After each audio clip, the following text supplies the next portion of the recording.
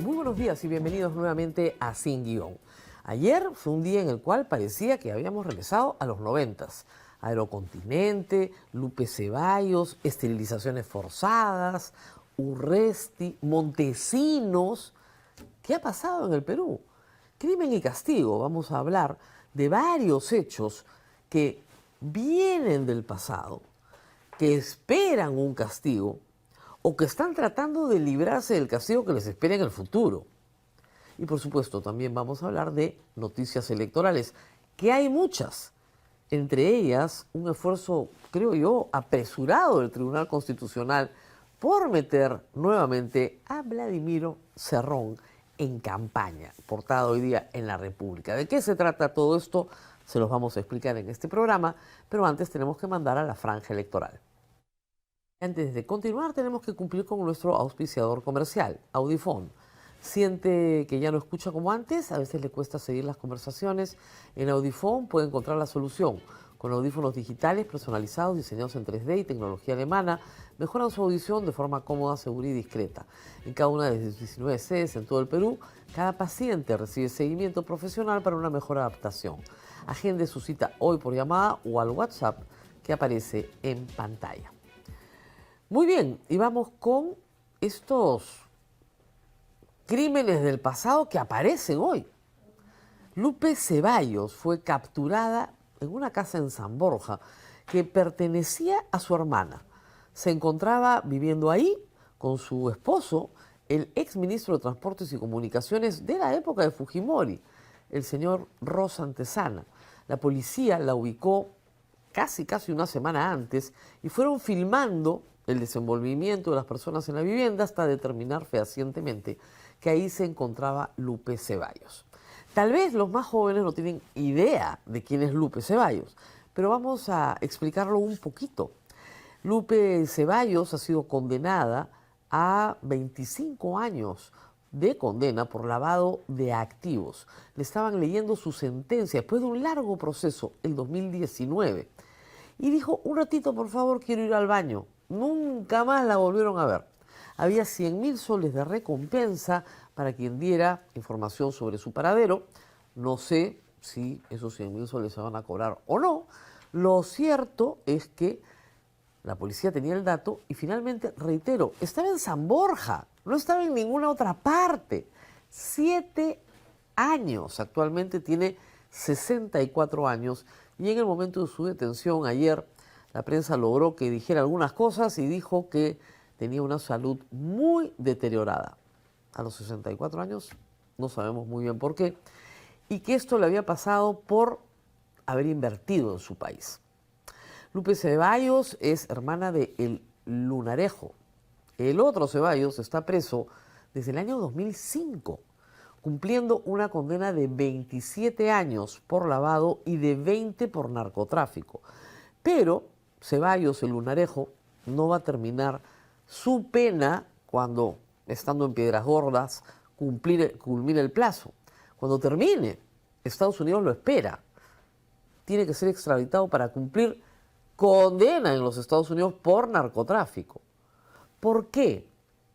Porque Ceballos fue colocado en el año 2004 en el Kingpin Act, una lista de narcotraficantes señalados directamente por el Ejecutivo de los Estados Unidos para alertar al mundo y a su propio país de las actividades ilícitas de estos señores. Muy bien, luego el Departamento de Estado también incluyó a Lupe Ceballos como la organizadora financiera de la red de los Ceballos. Los Ceballos empiezan en los 90 haciendo aerotaxi en Uchiza. Y ahí se dedicaron a ser transportistas de droga. Esa es la imputación central. Luego, esa fortuna comenzó a convertirse en una serie de empresas. Esas empresas comenzaron a hacer otros actos de conversión y finalmente fundaron una aerolínea llamada Aerocontinente, que era la línea aérea de bandera que iba a competir con la TAM. Pero termina cayendo porque al final, Lupe Ceballos no podía conceder ni siquiera que les vendieran una póliza de seguro por estar comprendidos en un caso de narcotráfico. En el interín hay que decir que los Ceballos desplegaron una actividad social frenética, con invitaciones, regalo de pasajes. El día del periodista te mandaban pasaje a Miami. Si querías pasaje para toda tu familia, a los periodistas les mandaban pasajes. Tenías que romperlos, obviamente, y no usarlos. Pero tenían una actividad muy fuerte. Y luego tuvieron una de las peores estrategias de campaña de algo que yo he visto en mi vida. Se volvieron antichilenos. Antichilenos, le repartían a todos los pasajeros periódicos en los que insultaban a Chile, hablaban de la guerra del Pacífico. Y originalmente Lupe Ceballos estuvo casada, hay que decirlo, con un chileno. Era una cosa enloquecida. Finalmente, ayer, creo yo que termina una larga historia donde el periodismo, lo mejor del periodismo, denunció el narcotráfico de los hermanos Ceballos desde que se pudo comprobar a raíz de un colaborador eficaz que Ceballos había recibido una cantidad importantísima del narcotráfico para ese entonces, en los 90, $1 millón, y que a partir de ahí había construido su imperio. Ese testigo se llamaba Chuchupe y fue asesinado en la cárcel para que no declare contra Ceballos. Ese era el nivel entonces de el poderío de esta gente. Ceballos desde la cárcel ya en el 2005 continuó manejando los negocios a través de Lupe Ceballos y esa era la razón por la cual finalmente ella termina condenada a 25 años por lavado de activos. Bien, por la policía se ha demorado mucho, pero lo logró. Y como hemos regresado a los 90, ayer la Corte Interamericana de Derechos Humanos se pronunció sobre un caso emblemático, el caso Celia Ramos Durán. Celia Ramos Durán era una mujer que asistió a los servicios del MINSA y se le conminó sin mayor consentimiento, o sin ninguno en realidad, porque no hay ningún documento que así lo acredite, a someterse a una esterilización que ella no deseaba. Pero que en un ambiente en el cual se premiaba a los médicos y enfermeras que lograban la mayor cantidad de esterilizaciones posibles, con bonificaciones, premios, etc., estos salían a buscar a las mujeres de donde fuera y a convencerlas de que porque eran pobres no podían tener hijos y que tenían que someterse a un procedimiento del cual no se les informaba con claridad que era irreversible. En el caso de Celia Ramos Durán, ella muere a consecuencia del pésimo servicio de salud que estaba recibiendo. Es decir, sin su consentimiento, coaccionada y sometida a un procedimiento sobre el cual no se le dijo cuáles eran los riesgos. Obviamente, la Corte Interamericana de Derechos Humanos ha fallado a favor de la peticionaria, de los familiares de la peticionaria, y han conminado al Estado peruano a que continúe los procesos, juzgue y condene a los responsables de las esterilizaciones forzadas en el Perú. Dicho sea de paso, el doctor Aguinada, que está comprendido en el proceso hoy en el Perú, que no termina, es candidato de Fuerza Popular. Sí, el mismo que se vacunó clandestinamente, igual que Vizcarra, pero al que no le hicieron nada y siguió siendo congresista, es candidato. Ese es el compromiso que tiene Fuerza Popular con la justicia.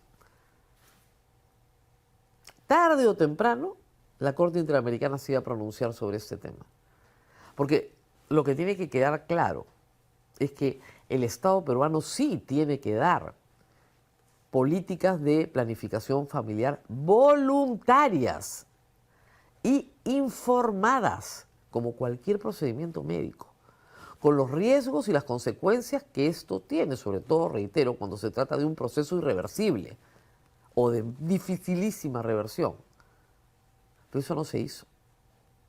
Y ahí hay una deuda del Estado histórica con mujeres que sí querían tener probablemente menos hijos, que querían acceder a un programa de planificación familiar, pero que se les trató, discúlpenme el término, como ganado. Eso fue lo que hizo el Estado peruano al esterilizar aproximadamente en los años 93, 94, 95, 96 a cientos de miles de mujeres que no entendían cabalmente qué les estaban haciendo y qué consecuencias tenía esto para su salud. Muy bien, y como no podía faltar en los 90, regresa Vladimiro Montesinos. ¿Qué? Bueno, hace algunos días fue noticia que Vladimiro Montesinos no había obtenido lo que él quería. Es decir, él está preso desde 2001. Este año se cumplen 25 años de Montesinos en prisión, en junio. Y la pena máxima que se le ha impuesto es 25 años. Él quería que todas sus penas se subsumieran en el tiempo en el cual él ha estado en prisión. Si me ponen 25 años hoy por otro crimen, señor, yo ya he estado en la cárcel 25 años. Me tiene que subsumir el tiempo en que he estado preso para terminar con mis condenas. En un momento le dijeron que sí, pero luego la Corte Suprema le dijo que no, que el caso Pativilca es un caso nuevo y que tiene que cumplir la pena que le fuera impuesta en ese caso adicionalmente a la que haya impuesto. Eso significa que Vladimiro Montesinos se queda de por vida en la cárcel, porque 22 años más, 20 años más, probablemente la muerte lo alcance en la cárcel. Y eso es lo que quiere evitar. Y eso es lo que ha logrado a través de una jueza, un juzgado constitucional que ha amparado un habeas corpus que le ha presentado, ha dicho que se vuelva a realizar el cómputo de los años. Otra vez. No ha decretado su libertad, que era lo que él pedía. Él pedía la libertad inmediata por haber cumplido completamente los 25 años de condena, considerando que tiene unos meses, ¿no es cierto?, de, no sé, estudio, trabajo, libros, lo que fuera. La jueza dijo no, pero nuevo cómputo para ver si sale o no sale. Qué ganas de sacarlo en medio de la campaña, ¿no? Hay acusaciones mutuas, hay que decir, sobre Montesinos. López Aliaga ha dicho que Keiko Fujimori lo tiene de asesor y hay otros que dicen que más bien el que lo tiene de asesor es López Aliaga. En fin. También hemos tenido noticias del caso Urresti. La hija, Charmelí Bustíos, ha dicho algo que es cierto, ¿no? En este país matan a un periodista y no pasa nada. Y traigo el tema, porque este es un tema ni siquiera de los 90, este es un tema de los 80, porque ayer el candidato presidencial Wolfgang Grosso salió a defender a Urresti. ¿What? Era un candidato que parecía interesante, que los chicos en TikTok están siguiendo, ¿no? Pero no, militar, dijo, acá, espíritu de cuerpo, ¿no? Todos somos inocentes por todo lo que hicimos en los 80s y los 90s. Ahí está. Regresamos al pasado. Y en este caso se trata de un crimen sin castigo, porque el castigo duró 3 años cuando debía durar 12. Ya era una pena bien baja, hay que decirlo, por asesinato, ¿eh? Pero le faltan 9. Sin embargo, el Tribunal Constitucional, sí, el Tribunal Constitucional del que vamos a hablar hoy día, dijo que prescribía lo que es imprescriptible. ¿Qué? Sí.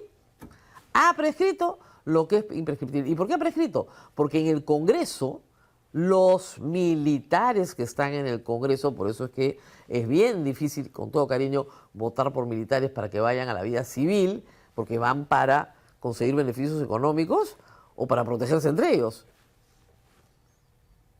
Una de las dos cosas, para seguir viviendo en el Estado o protegerse entre ellos. Por más heroico que sea tu trabajo, lamentablemente lo malogran en la actividad pública. Entonces, este Congreso, con el señor Cueto a la cabeza y con Rospigliosi, es decir, Renovación Popular y Fuerza Popular, los dos partidos que encabezan las encuestas supuestamente, sacaron una ley para que los criminales militares no paguen. Listo. Solo para ellos. Interesantísimo, ¿no? En fin, pero hay algo que viene del futuro y que también va a ser crimen sin castigo, aparentemente. Como ustedes saben, a raíz del caso del presidente Gerí, a raíz de sus actividades nocturnas visitando chifas, a raíz de sus invitaciones a empresarios chinos a Palacio de Gobierno, se comenzó a develar un asunto de gran corrupción sobre la cual el país todavía tiene mucho que aprender, porque no lo sabemos todo. Los casos de narcotráfico, lavado, corrupción, no se conocen de un día para otro, ¿eh? Se conocen por aproximaciones sucesivas a lo largo del tiempo. En el 2001, 2002, no sabíamos cuáles eran las actividades de Ceballos, pero para el 2005 las teníamos clarísimas, ¿no es cierto? Bueno, las empresas chinas de construcción de gran obra pública están operando en el Perú desde hace algún tiempo, ocupando el espacio que ocuparon las empresas brasileras, que se fueron todas a raíz del caso Lavallato. Y ocupándolo, lamentablemente, muchas de ellas con las mismas mañas. Con las mismas mañas. Esto explota en el gobierno de Castillo. El caso del puente Tarata 1, caso que todavía no se resuelve, que está supuestamente por entrar a juicio oral. Muy bien. Empresas chinas coimeando funcionarios públicos para obtener obra pública. Y hay que decir también engañando a proveedores. Porque eso no hacían las brasileras, pero las chinas no le pagan a los proveedores y los proveedores protestan en la puerta de la embajada china. Cualquier día pueden pasar por San Isidro, detrás del country, y ver gente con carteles exigiendo que le paguen todo. De verdad, es increíble, porque son empresas del Estado chino. Señoras que no les pagan ni el menú. O sea, ese es el trato. Muy bien. Entonces formó una comisión en el Congreso de la República para investigar la presencia de las empresas chinas de construcción en el Perú y los vínculos que tenían con funcionarios públicos, ¿no es cierto?, con este tipo de contratación tan extraña, donde normalmente tienen empresas contratistas en el Perú, a las cuales se vinculan, ganan los concursos porque pueden acreditar experiencia internacional y luego operan asociados con estas empresas contratistas. Tienen las espaldas financieras, supuestamente, para sacar adelante los proyectos, pero siempre pasa algo a medio camino y la plata se acaba pronto. De ahí que no le puedan pagar normalmente a los proveedores a tiempo. ¿Ese es el modelo de negocio que queremos en la construcción en el Perú, en la construcción pública? No creo, ¿no? Entonces, esta comisión es importante porque podía dar mucha información. Y llegó la hora de que la comisión, que supuestamente ya terminó su trabajo, discutiera en el Congreso el informe final. ¿Y qué creen? Miren el titular, por favor.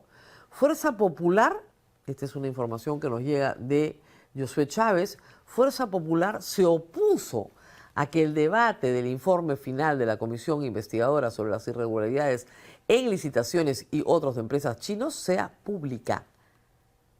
Quieren que la discusión sea secreta, que los peruanos no conozcan el detalle del informe.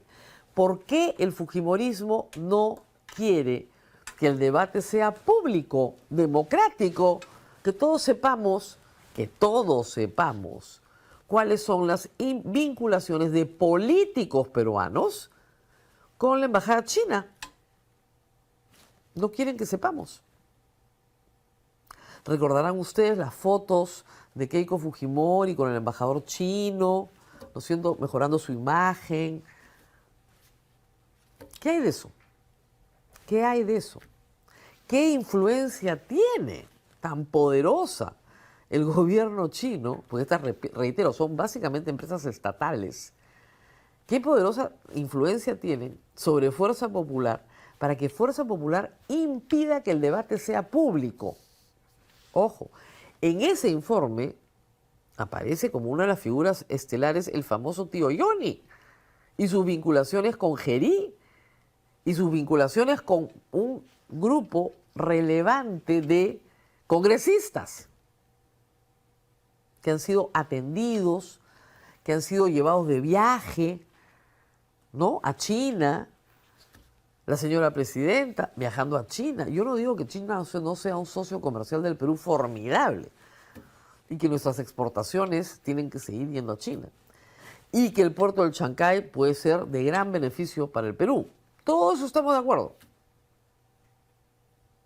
Pero si hay corrupción, no importa la nacionalidad. Que venga inversión china honorable, no tenemos ningún problema. Pero si viene inversión china que coimea para obtener obra pública y que además no cumple con sus obligaciones laborales, no cumple con sus obligaciones comerciales, ahí tenemos un problema bien serio, que aparentemente Fuerza Popular no quiere que ustedes conozcan. En medio de la campaña, cuando estamos hablando de transparencia, lucha frontal, todos dicen frontal contra la corrupción, que se debata en secreto, sesión reservada. Ojalá que expliquen por qué. ¿Por qué? Y bueno, a otro que lo persigue el pasado es el actual encargado de la presidencia de la República, el señor José María Balcázar, tiene que responder en un juicio muy pronto. Y el que creen ha dicho que no va a ir al juicio oral, pues, porque ahorita es presidente de la República, faltaba más. Bueno, se lo postergarán para agosto, porque estos son hechos anteriores a la presidencia de la República. Ha presentado un escrito diciendo: solicito suspensión del juicio oral porque yo soy presidente de la República, artículo 117 de la Constitución, y solamente me pueden juzgar por traición a la patria, impedir las elecciones, disolver el Congreso, impedir el funcionamiento del Congreso o el Jurado Nacional de Elecciones. ¿Ok? Yo ya fui proclamado presidente el 18 de febrero, así que chao pescado. ¿Ah? Estaba apuradito para que lo hagan presidente. Seguramente le van a suspender el juicio oral hasta, no sé, el 1 de agosto de este año. Pero para eso usan el poder, ¿se dan cuenta? Para escapar de sus obligaciones. Porque si él no pide que le suspendan el proceso contra él continúa. Ojo, ojo, ahí estamos. Muy bien, 8:26, todavía tengo algunos minutos y hay una noticia bien importante que es ya de elecciones, pero que tiene que ver también con el pasado de Vladimir Cerrón. Esta es la portada hoy día de La República. Audiencia express para Vladimir Cerrón. ¿De qué se trata todo esto? El próximo 11 de marzo se ha programado una audiencia por habeas corpus de Vladimir Cerrón. Vladimir Cerrón está tratando de que le quiten la prisión preventiva. Ustedes dirán, ¿está en la cárcel? No, está prófugo. Es el prófugo menos buscado del país. Está ese prófugo durante todo el gobierno de Dina. Hace años que está prófugo. Este hombre vive prófugo. Muy bien.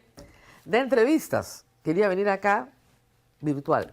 Pero ya le dijeron que no puede participar en el debate porque el debate no va a ser virtual, va a ser presencial. Así que, chao Vladimir Cerrón, no hay debate. Entonces su abogado, ¿quién creen que es su abogado? Humberto Abanto, el que postula para decano del Colegio de Abogados. Sí. Ha conseguido un milagro jurídico. Milagro. Mano santa es el hombre. Ha conseguido que el Tribunal Constitucional le programe una audiencia para ver un habeas corpus en menos de un mes. Nunca visto. ¿Eh? Nunca visto. Y les pongo un casito para que se hagan una idea. Ollantaytamala está preso en Barbadillo desde abril del año pasado. En octubre, el Tribunal Constitucional determinó que recibir aportes de fuente ilícita en campaña antes del año 2019, cuando se crea el tipo penal, no es delito. Caso Cócteles, Keiko Fujimori. A igual razón, igual derecho, ¿no es cierto? Ollantaytamala debería estar en libertad. ¿Qué hizo Ollantaytamala? Presentó un habeas corpus. ¿Hay apuro para verlo en el Tribunal Constitucional? Octubre, ¿eh? Noviembre, diciembre, enero, febrero, marzo. El señor sigue preso. No prófugo de la justicia, no escondido, no con una recompensa, no, preso en prisión. Su esposa es asilada política en Brasil. Él en prisión. Díganme ustedes, explíquenme ustedes cómo el señor Vladimir Cerrón consigue, ¿no es cierto?, con esta rapidez que el 11 le programen una audiencia para su habeas corpus. No digo que no tenga apuro, quiere participar en el debate, por supuesto. ¿Y qué tiene el Tribunal Constitucional, ¿no es cierto?, de simpatía por su abogado Humberto Abanto, probablemente, o por él? Bueno, tiene un hermano sentado en la mesa directiva del Congreso hace 3 años. Es parte del pacto. Le pone los votos al pacto. ¿Ok? Ya está. Programado. 11 de marzo, programado. Ahí está pidiendo Humberto Abanto el uso de la palabra. Ya está. Por si acaso, el habeas corpus lo remite el Poder Judicial, porque había concluido con la denegatoria en 2 instancias, lo remite el Poder Judicial en febrero. 18 de febrero me parece que lo remiten, o 8 de febrero. ¡Pum! Listo, programada la audiencia, ya está. Rapidito. Ahí sí el Tribunal Constitucional, patitas, ¿para qué te quiero? Corre por tu vida. Ya está, express. Express. Ojo, Vladimir Cerrón tiene una orden de 36 meses de prisión preventiva, 3 años, por los dinámicos del centro, que no le da la gana de cumplir. Caso, hay que decirlo, que todavía no pasa a juicio oral. Caso, ojo, que tiene a varios implicados que están postulando a diputados y a senadores en Perú Libre y en otras listas. Así estamos. Muy bien, vamos a la franja electoral. Vienen más noticias de elecciones y viene Jorge Nieto Montesinos. No se muevan.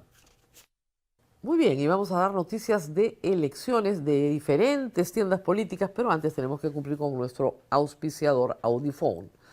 Siente que ya no escucha como antes, a veces le cuesta seguir las conversaciones.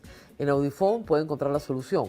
Con audífonos digitales personalizados, diseñados en 3D y tecnología alemana, mejoran su audición de forma cómoda, segura y discreta. En cada una de sus 19 sedes en todo el Perú, cada paciente recibe seguimiento profesional para una mejor adaptación. Agende su cita hoy por llamada o al WhatsApp que aparece en pantalla.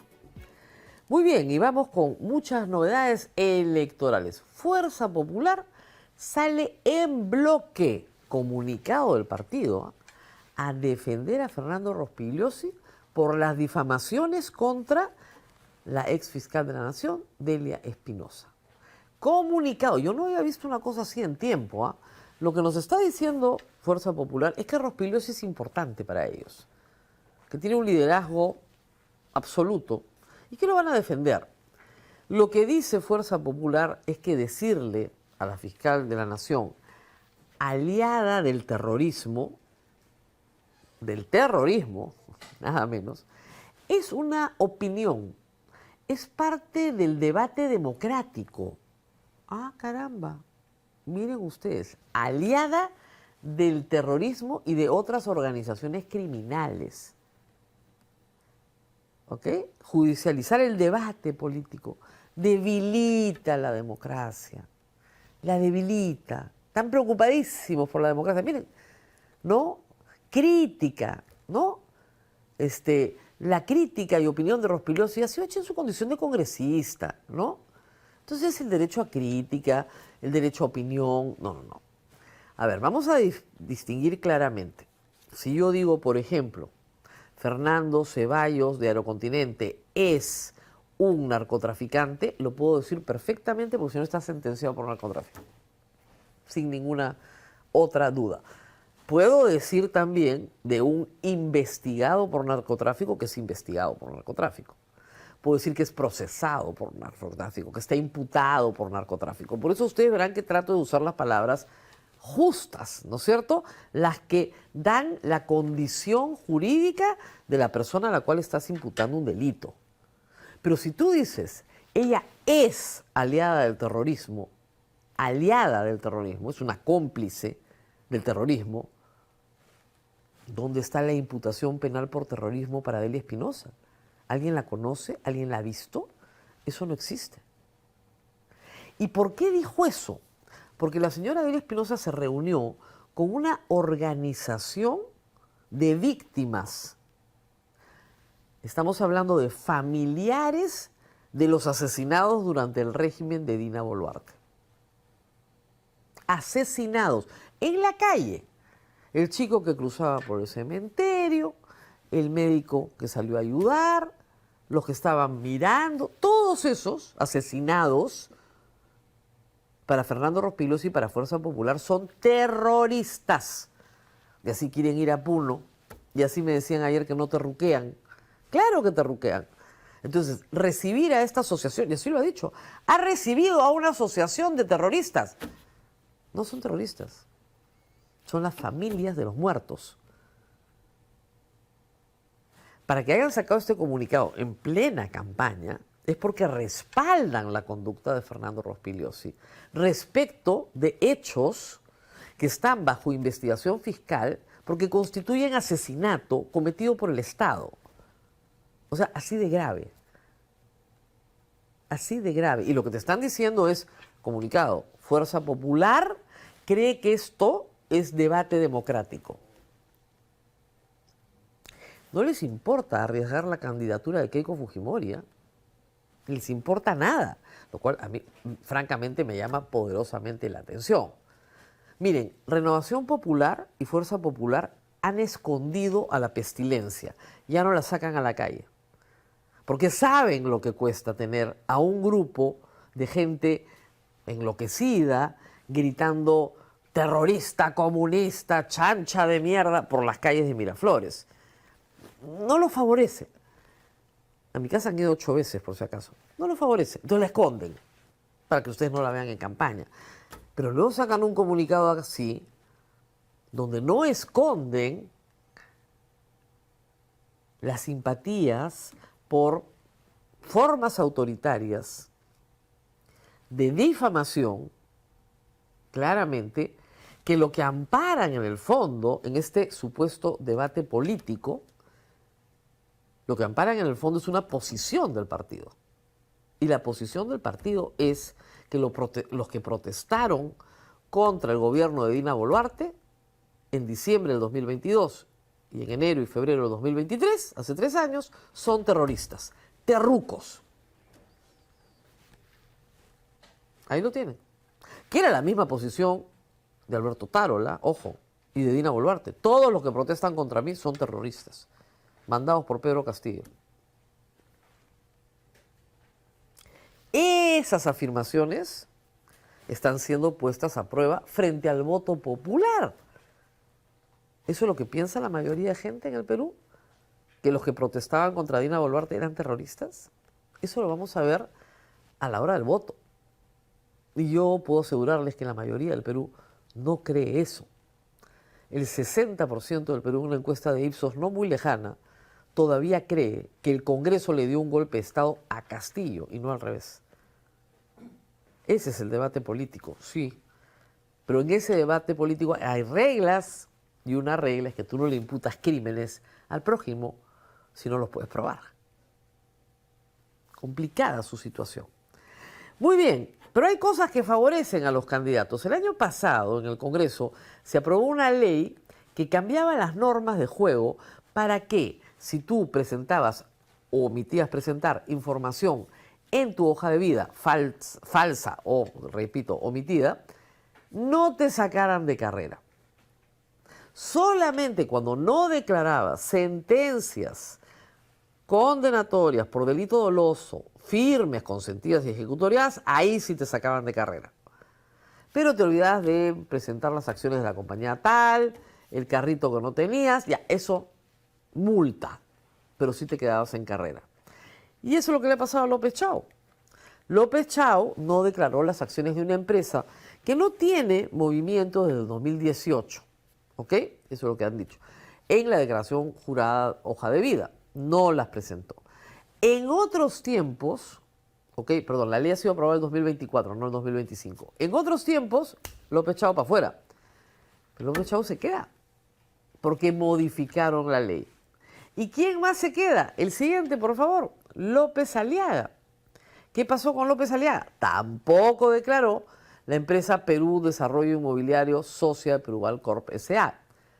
López Aliaga tiene pues muchas empresas.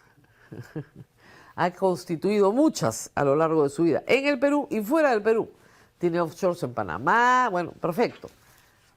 Tiene que declararlas pues. ¿Cuál va a ser la sanción? Probablemente una multa. Pero ojo que tampoco la declaró y se la detectaron. Porque están cruzando toda la información con registros públicos. Entonces, en registros públicos usted tiene sus propiedades, sus bienes muebles, los que pueden inscribirse, tiene usted las compañías de las cuales es fundador, gestor, el registro de mandatos, poderes, etcétera. Todo eso está en registros públicos. Entonces, están cruzando información y lo encontraron. Hay algunas personas que dicen, no señor, yo ya transferí mis acciones porque esa transferencia de acciones no se registra por escritura pública, no va a registros públicos. Bueno, tienes que acreditarlo, que ha pasado en varios casos. Pero, ¿cuál es la sanción? Una multa. Ya nadie sale de campaña por esa razón. Ojo, por dádiva sí te pueden sacar de campaña. Ojo. Muy bien. Temas de campaña. Un tema interesante que ha surgido es el tema de la eutanasia. Aunque ustedes no lo puedan creer, a mí también me sorprendió. El plan de gobierno de cooperación popular de Johnny Lescano es el único plan de gobierno que propone abiertamente la eutanasia. Yo cuando estuvo acá Johnny Lescano me sorprendió también que su plan de gobierno promovía el matrimonio homosexual. Estaba claramente reseñado en su plan. Uno de los pocos planes, si no ninguno. Y luego propone la eutanasia, que es un tema hiper polémico en el Perú, porque además no solamente se opone la Iglesia Católica, una larga tradición en este sentido, sino que también se opone el Colegio Médico del Perú. Ojo, no hay que confundir situaciones, ¿ah? No se oponen ni al rechazo a procedimientos médicos, eso queda en la libertad de cada persona, ni tampoco se oponen a los cuidados paliativos, pero sí a la eutanasia y al suicidio asistido, que están penalizados en nuestro Código Penal. Es todo un debate que lamentablemente en esta campaña no está, porque si se han fijado bien, en esta campaña no hay debates de fondo. No hay debates en los planes de gobierno que nos digan, bueno, vamos a discutir algunas cosas. Yo espero que en las entrevistas que estamos haciendo con los candidatos presidenciales podamos discutir algunos ejes que van más allá de quedarnos en el poder para administrar el poder para nosotros mismos. Lamentablemente es así. Muy bien, y terminamos con también algo que no tiene que ver exactamente con la campaña, pero que tiene que ver con todos los peruanos. Le preguntaron al ministro del Interior por las denuncias contra el señor Balcázar, el encargado de la Presidencia de la República.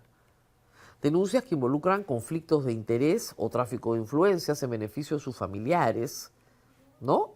Denuncias que tienen que ver con este juicio que se inicia por difamación. Y miren ustedes lo que contestó el ministro del Interior.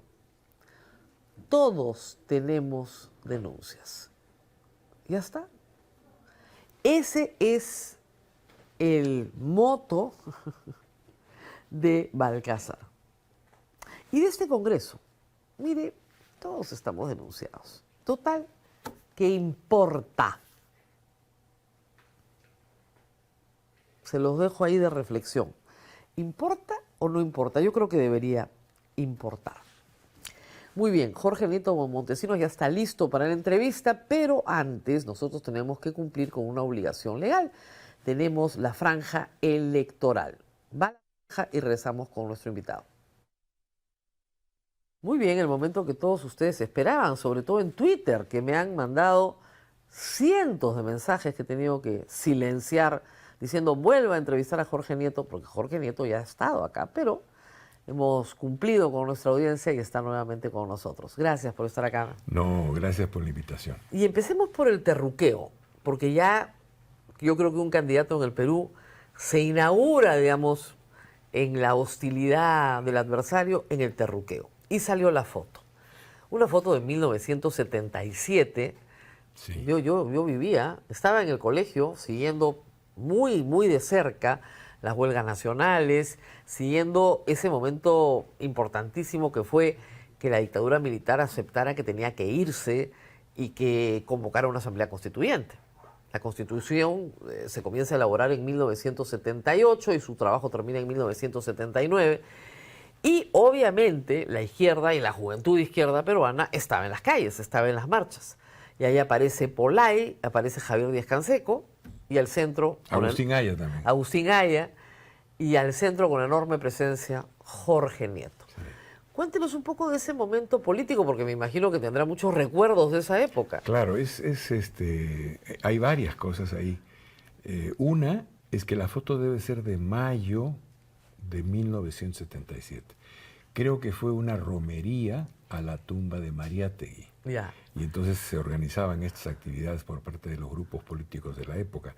Yo era miembro del Comité Ejecutivo de la Unidad Democrática Popular que presidía Alfonso Barrantes Lingán, y todos los que estamos en ese primer plano... Son todos UDP. Éramos, claro, la UDP. El arbolito, ¿no? Exactamente. Mire que me acuerdo. Y el número 38 creo que era. A mí me gustaba mucho la política desde chica, por eso me acuerdo perfecto. Y la UDP tuvo una presencia muy importante en ese momento. Ahora, Pollay era prista, ¿qué hacía ahí? Pollay venía del APRA, pero ya se había pasado primero, me parece, al PSR. Ah, ok. Y por el PSR llega finalmente a una alianza con otro grupo de izquierda y forman el MRTA. Claro. Pero es importante la fecha, ¿por qué? Porque es exactamente 2 meses antes del paro nacional del 19 de julio de 1977. Que nos mandaron a la casa 3 meses sin colegio, ¿se acuerda? No, esa fue la huelga magisterial. El paro duró 24 horas. Ah, ya, el paro fue 24 horas. 24 horas. Y fue la jornada de lucha social más importante del siglo XX, cuando uno la mide por cantidad de gente movilizada, sí, por territorio cubierto. ¿Y qué logró? Que es una cosa que en ese momento nosotros o no nos dimos cuenta o no quisimos ver. ¿Qué logró el paro nacional? Logró que el cronograma que tenían los militares para el proceso de retorno a la democracia, que ellos lo tenían pensado hasta 1986, claro, que es cuando debió ocurrir finalmente la elección, porque ellos decían hay que institucionalizar las reformas del gobierno militar, se aceleró. Y lo que estaba pensado en un plazo largo, pues prácticamente casi 10 años, ¿no? 8 años, se convirtió en una cuestión que tenía que hacerse en el más corto plazo. Ahora, era una época compleja para ser de izquierda, porque si bien se pedía democracia a una dictadura militar, la izquierda de esa época creía en la lucha armada. Por eso mismo es que no nos dimos cuenta de lo que hicimos. Sin esa movilización del 19 de julio, el retorno a la democracia habría sido ¿Cuántos tarde, ¿cuántos mal años nunca. tenía usted en ese entonces? Yo tenía en ese momento 77, 25, 26 años. ¿Y ya había terminado sociología en la Católica? Ya había acabado la carrera, era dirigente de un partido de izquierda, era parte de la Unidad Democrática Popular, trabajaba muy estrechamente con Alfonso Barrantes y estábamos en el proceso de desarrollar una fuerza política en el país. Es verdad que la izquierda, digamos, para hacer una gran división realista, se divide, usted lo ha dicho en otra entrevista, en la que dijo, bueno, vamos por la vía democrática, y la que dice, nos vamos a la lucha armada. Hay un debate entre 3 posiciones. Uno la tenía Pollay y otros compañeros de la época. En ese momento todavía no se habían lanzado a las acciones militares, pero ellos decían, hay que organizar acciones militares. La revolución supone acciones militares. Había otro sector, y ahí el líder era claramente Javier, que decía, no es el momento, hay que tomar la democracia como una circunstancia. Las condiciones no están dadas. Exactamente. Luego Javier tomó decisiones con su partido y se pasaron a organizar un brazo armado, que es una parte de la historia que se conoce poco y que fue una decisión muy equivocada. Y había un tercer sector muy pequeño que decía, no, el horizonte utópico de la revolución ha concluido. Claro. El nuevo horizonte utópico es la democracia. Claro, y ahí estaban los cristianos, un poco los trotskistas. Pues los cristianos estaban divididos, habían en un lado y en otro, ¿no? Claro. Pero era una posición difícil, porque era una izquierda revolucionaria, ¿no? Eso era el origen. Pero en la democracia le decían, ¿qué revolución va a haber en democracia? Pues. Y además, adoptar un punto de vista claramente democrático era pues execrado. O sea, tú eres un débil, ¿no? Sí. Eres un débil. ¿Cómo no? Tú no quieres la revolución. Le dijeron a Jorge Nieto que se había quebrado. Uy, me dijeron muchas cosas. Y que se había vuelto un pequeño burgués. El insulto más, más que insulto, la denostación política más socorrida contra mí en esa época, ajá, era, tú eres un socialdemócrata liberal. Y yo Y yo no quería hacer eso, yo quería hacer lo otro, ¿no? Pero me di cuenta poco a poco que en efecto tenía mucho de socialdemócrata y tenía mucho de liberal. Entonces tarde me di cuenta que lo que me decían como insulto en realidad estaban leyendo bien lo que yo estaba haciendo. ¿Qué pasa? Se produce el paro de julio del 77, se acelera el proceso democrático, se convoca a la Asamblea Constituyente. Como queríamos la revolución, la democracia nos pareció poca cosa. Y no firmaron la Constitución, además. Fíjate, la izquierda creo que nunca ha festejado el paro del 19 de julio de 1977, que fue la jornada de lucha más importante del siglo XX en el Perú. ¿Por qué? Porque la democracia era poquita cosa, no era la revolución. Entonces, eso hizo que este sector segundo nunca asumiera finalmente a plenitud la democracia como un horizonte utópico. Bueno, es que la izquierda nunca fue alegre, ¿ah? Éramos serios, es verdad. Nunca fue alegre, era una cara de pujo, pero fíjate mire que la foto. A mí me tocó luego, yo estuve detenido en aquella oportunidad, cuando el paro del 19 de julio me metieron creo que 10, 15 días. 15 días. 7, 8 días, sí. Antes estuve detenido más tiempo, cuando era presidente de la Federación de Estudiantes de la Universidad Católica. De la FEPUC. Pero a mí la vida me dio la suerte, como ministro de Defensa, de hablar con Francisco Morales Bermúdez, que había sido el presidente, el jefe de la dictadura militar.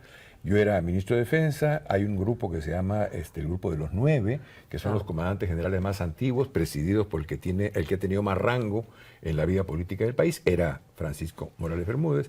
Piden una cita conmigo al mediodía, tienen temas que tratar, se las doy, pero como veo que viene don Francisco Morales Bermúdez, yo le digo, le pido que venga 2 horas antes, que me gustaría tomar un café con él. Y él aceptó. Y ahí conversamos de esta circunstancia, le pregunté su punto de vista, qué pasaba, qué pensaba. Y en cierto momento, él me miraba pues, como ministro de Defensa, no sabía propiamente mi historia de aquella época, ¿no? Y en cierto momento le digo, mire, yo tenía un punto de vista distinto sobre este proceso y pensaba esto, y comenzamos a intercambiar. Y en algún momento le digo, usted el 19 de julio me metió preso. Y él se sorprende y me dice, caramba, haberlo sabido. Y le digo, si hubiera sabido, me hubiera metido más preso probablemente. Claro. Pero ahora, pudimos cerrar. Claro, pero en los 80 usted desaparece de la vida política peruana. Yo soy candidato por la UDP, soy candidato a diputado, y antes de la elección, cuando se produce una fractura y una división de la izquierda, yo renuncio. Exacto. Y de ahí se va de la política. Porque escribo un libro, me dedico a escribir un libro que era el balance de mi actividad política. Lo mío no es pues una cosa de cómo te acomodas. No, hubo una evolución intelectual. Mi libro se llamó Izquierda y Democracia en el Perú, y yo hacía el balance de la actividad de la izquierda y la mía en esos años, rendía cuentas. Claro. Y lo que concluyo son 2 cosas. La primera es esto que acabo de decir, el nuevo horizonte utópico es la democracia, eso supone cambios en la relación nuestra con el país. Y la segunda es, conocemos mucho la revolución rusa, china, cubana, vietnamita, albanesa, etcétera, pero conocemos poco el Perú. Entonces, ¿qué hago? Me separo de la izquierda. Yo en ese momento, en el afán de que probablemente se pueda refundar una izquierda más democrática más adelante, y lo que hago es buscar estudiar. Yo conocía mucho, había leído mucho de marxismo, claro. Además me gusta leer, entonces leía con fruición, pero no había leído más cosas. Entonces me dedico a estudiar, empiezo por mi adversario cercano, que es el APRA. Yo estudio el pensamiento de Víctor Raúl Ayala de la Torre, escribo una tesis sobre cómo se forma la idea aprista en su cabeza, porque Víctor Raúl no fue aprista desde que nació, ¿no es cierto? Claro. Entonces en algún momento experiencia, lectura lo llevan a eso.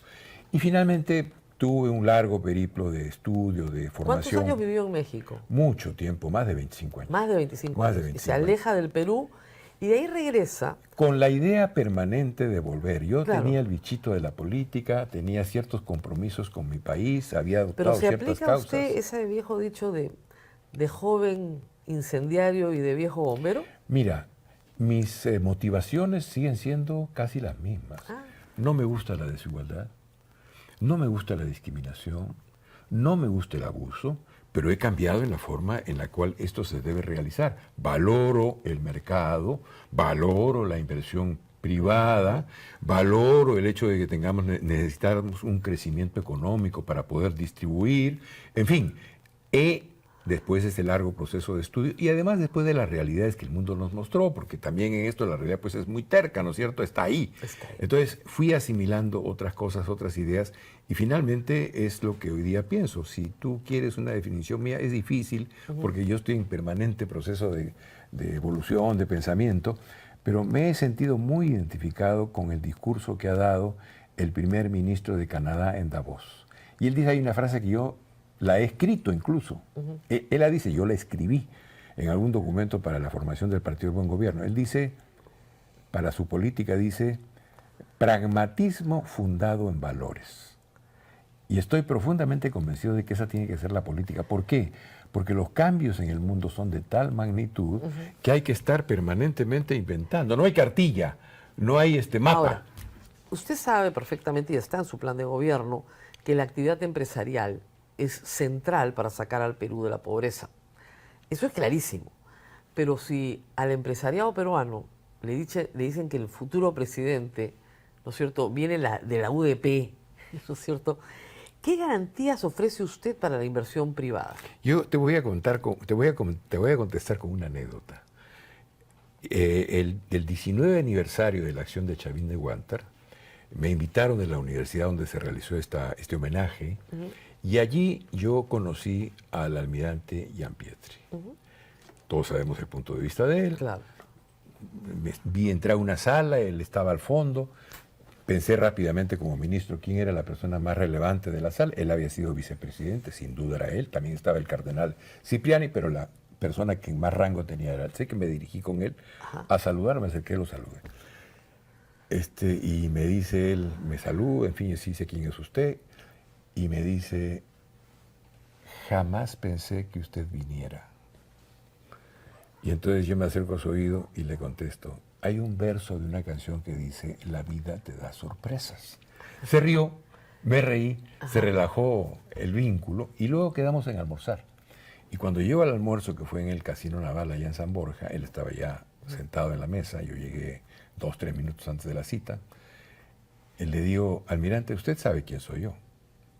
Y me dijo, claro, Trinchera Roja. Yo me reí y le digo, almirante, si a mí me preguntaran quién es usted y yo dijera que es un muchachito bailarín y borrachín que está enamorando muchachas en el Callao, ¿se reflejaría usted en esa definición? ¿Es justo que yo lo defina a usted por sus primeros 20 años de vida y no mire que usted tiene 70, 75 y que ha hecho una vida y que lo define porque es así? Y él se rió y nos sentamos a conversar. Y al final incluso tuvimos algún acuerdo, a pesar de nuestras diferencias, porque había y muy fuertes, ¿no? Claro. Pero, ¿qué quiero decir? Quien define a una persona por una circunstancia, un momento de su vida, está muy equivocado. Hay que mirar el conjunto. ¿Cuántos años tiene hoy? 74. No soy una criatura. Ya no es una criatura. Soy un padre tardío, tengo una niña de 6 años. Ah, caramba. Vamos con una pregunta del público, por favor. ¿Cuál es su postura frente al aborto? ¿Lo despenalizaría o no? Yo creo que la mujer tiene el derecho a decidir. Me gusta la frase de Giscard d'Estaing. Él dice, yo como católico nunca aconsejaría a mi hija o a mi esposa a que abortara. Pero como presidente de una república laica, tengo la obligación de tener un servicio público de salud que esté dispuesto a asumir las decisiones que quien quiera tomar. ¿Qué pasa hoy día? En el Perú tenemos más o menos 350,000 abortos al año. Clandestinos. Clandestinos. Hay abortos clandestinos que ocurren en clínicas nada clandestinas, privadas, elegantes, con todas las condiciones. Las clases medias altas, las clases medias, hacen el esfuerzo y tienen esa decisión de la mujer, la toman y la tienen en condiciones sanitarias razonablemente buenas. Pero hay un montón de mujeres pobres que toman la misma decisión y muchas de ellas mueren en el evento. El aborto no es algo que le guste a ninguna mujer, es un hecho traumático, pero ya tomaron la decisión, ejercieron libremente su derecho y tomaron la decisión. ¿Qué tenemos que hacer? Tenemos que garantizar que esa decisión... Se va a pelear con mucha gente, ¿eh? Pero es lo que pienso. Respeto el derecho de la mujer a decidir sobre su cuerpo. Y hay circunstancias en las cuales me parece inobjetable, además son legales, está en la ley, como el caso de las niñas violadas. Lo que ha dicho, ya sé que se enojan los señores del fujimorismo, pero lo que ha dicho la señora sobre ese tema es una barbaridad. A la afrenta de la violación hay que añadirle además la carga eterna de tener un niño resultado de esa violación. Eso es terrible. Yo he conocido un solo caso así, de una niña que fue violada cuando tenía 10, 11 años. Y el niño nació. Y es una cosa complicada para la mujer. Entonces yo creo que ahí tenemos que tener una mirada pues más moderna, ¿no? Menos atada a creencias. Yo respeto las creencias de todos. Libertad de empresa.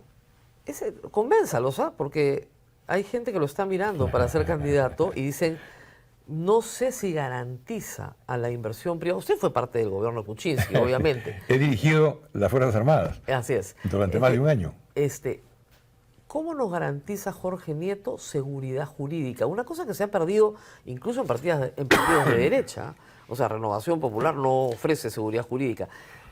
¿Por qué ofrece usted seguridad jurídica a la inversión peruana y a la extranjera? Creo que hay dos cuestiones que tienen que ver no con el proceso económico, pero que son fundamentales para impulsar la inversión. Una es abatir los índices de inseguridad que tenemos hoy en el país. En un país con ese nivel de inseguridad es difícil tener procesos consistentes de inversión.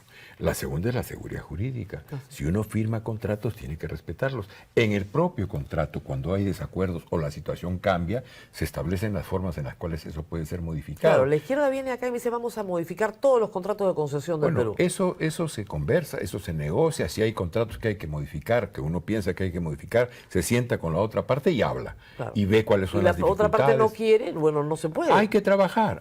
Siempre hay, tú sabes, sí, Rosa María, tú es una negociación, no, pero la posición de los partidos de izquierda es revertimos todas las concesiones en el Perú.